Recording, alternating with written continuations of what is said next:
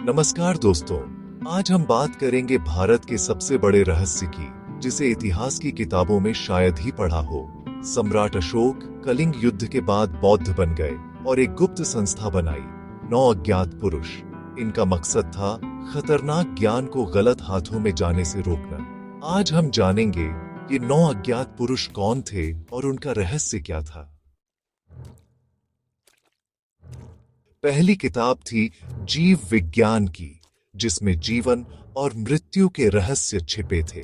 कहा जाता है इसमें हर बीमारी का इलाज और मृत्यु को टालने की तकनीकें थीं, लेकिन इसमें जैविक हथियार बनाने का खतरनाक ज्ञान भी था। अशोक को डर था कि यह ज्ञान गलत हाथों में गया तो मानवता के लिए खतरा बन जाएगा। इसलिए पहले अज्ञात पुरुष की जिम्मेदारी थी कि इसका दुरुपयोग न हो। सोचिए, क्या आज भी यह प्राचीन ज्ञान कहीं छिपा है? दूसरी किताब थी मनोविज्ञान की, मानव मन को समझने और नियंत्रित करने का रहस्य।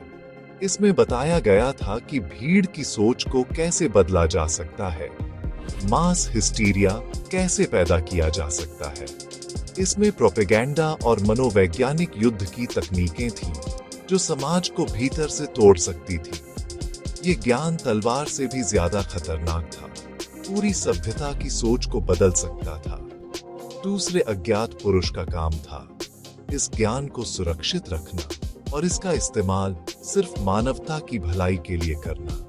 क्या आज मीडिया और राजनीति में इस्तेमाल होने वाली मैनिपुलेशन की तकनीकें इसी प्राचीन ज्ञान का हिस्सा हैं? तीसरी किताब थी युद्ध और शस्त्रों की, ऐसा ज्ञान जो विनाश ला सकता था। इसमें पारंपरिक युद्ध रणनीतियों के साथ साथ दैवीय अस्त्रों का विज्ञान भी था। ऐसे हथियार जो मौसम बदल सकते थे या भूकंप ला सकते थे। कहा जाता है ये अस्त्र आज के न्यूक्लियर हथियारों से भी ज्यादा खतरनाक थे।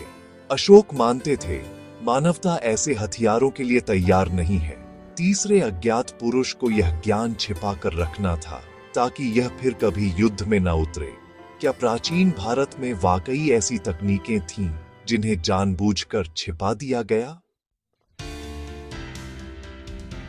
चौथी किताब थी ब्रह्मांड और अंतरिक्ष यात्रा के रहस्यों की। इसमें ग्रहों तारों की गति से आगे एंटी ग्रेविटी और विमान बनाने की तकनीक का जिक्र था। टाइम ट्रैवल, इंटरडायमेंशनल यात्रा और एलियंस से संपर्क की संभावनाएं भी इसमें थीं। यह ज्ञान आज के विज्ञान को भी चुनौती दे सकता है। चौथे अज्ञात पुरुष का काम था इस ब्रह्मांडीय ज्ञान को संभाल कर रखना। क्या प्राचीन ग्रंथों में वर्णित विमान और देवता इसी रहस्य से जुड़े हैं? पांचवी किताब थी मानव मन की छिपी शक्तियों, साइकिक एबिलिटीज पर। इसमें टेलीपैथी, टेलीकिनेसिस, ध्यान और साधना से चेतना को जागृत करने की विधियां थीं। भविष्य देखने और अतीत जानने की तकनीकें भी इसमें थीं। ये शक्ति किसी भी सरकार या सेना से ज्यादा ताकतवर हो सकती थी।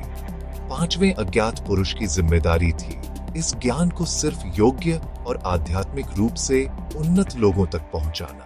क्या आर्षि मुनियों की कथाएं इन्हीं शक्तियों का प्रमाण हैं? छठी किताब थी संचार और क्रिप्टोग्राफी के गुप्त विज्ञान की। इसमें ऐसी एन्क्रिप्शन तकनीकें थीं जिन्हें तोड़ना लगभग नामुमकिन था। इसमें यह भी बताया गया था कि कैसे संचार के माध्यम से पूरी आबादी की राय बदली जा सकती है। यह प्रोपेगेंडा का सबसे उन्नत रूप था, सामाजिक नियंत्रण बिना बल प्रयोग के। छठे अज्ञात पुरुष का कर्तव्य था इस शक्ति का इस्तेमाल शांति और स्थिरता के लिए करना।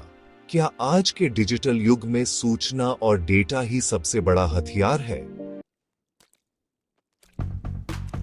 सातवीं किताब थी प्रकाश और ऊर्जा के रहस्यों पर। इसमें प्रकाश की गति से यात्रा, लेजर जैसी तकनीकें और ऊर्जा के असीमित स्रोतों का ज्ञान था। यह ज्ञान फॉसिल फ्यूल पर निर्भरता खत्म कर सकता था। इसमें प्रकाश को हथियार और भ्रम पैदा करने के लिए इस्तेमाल करने की विधियां भी थीं। सातवें अज्ञात पुरुष को यह ज्ञान तब तक छिपाकर रखना था जब तक मानवता इसके योग्य न हो। क्या निकोला टेस्ला जैसे वैज्ञानिक इसी प्राचीन ज्ञान के संपर्क में आए थे? 8वीं किताब थी गुरुत्वाकर्षण को नियंत्रित करने की तकनीक पर। इसमें एंटी ग्रेविटी का विस्तृत वर्णन था, भारी वस्तुओं को हवा में उठाने की विधि। यह ज्ञान वास्तुकला और निर्माण में क्रांति ला सकता था। इसमें गुरुत्वाकर्षण को हथियार के रूप में इस्तेमाल करने के तरीके भी थे।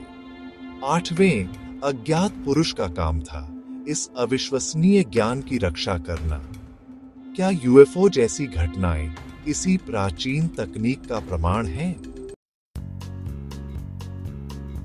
9वीं और आखिरी किताब थी समाजशास्त्र, सोशल इंजीनियरिंग की गाइडबुक। इसमें बताया गया था कि सभ्यता का विकास और पतन कैसे नियंत्रित किया जा सकता है।